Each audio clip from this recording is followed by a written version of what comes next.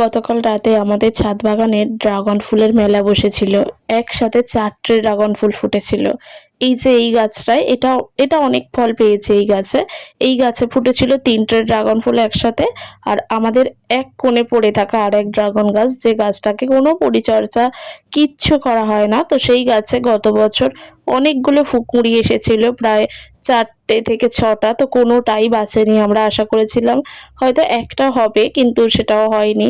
যদিও তাকে আমরা একদম পরিচর্যার যত্ন করি না। হ্যাঁ, তবে একেও যে করি, মানে এই গাছকেও যে করি তা কিন্তু নয়। এনাকেও আমরা খুব একটা যত্ন পরিচর্যা করি না।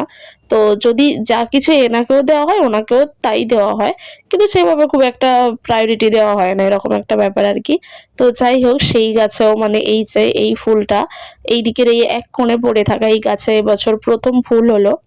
তো দেখা যাক কি হয়, তো ফলটা কেমন হয়।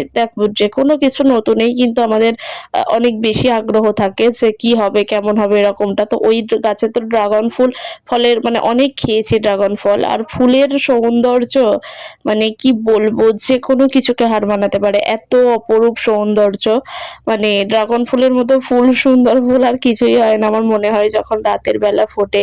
এতটাই সুন্দর, আর মনে হয় অন্ধকার ছাদটা পুরো আলোকিত করে থাকে। এতটাই সুন্দর হয় এই ড্রাগন ফুল। যাই হোক, কোনো এক সময় শখ ছিল, স্বপ্ন ছিল আমার ছাদে যদি কখনো ফুটতো। তবে আশা খুব একটা রাখিনি। আর বারবারই একই কথা বলতে ইচ্ছা করে। সবটাই সম্ভব হয়েছে দেবাশিস দার জন্য। দেবাশিস দা না দিলে কিছুই হতো না।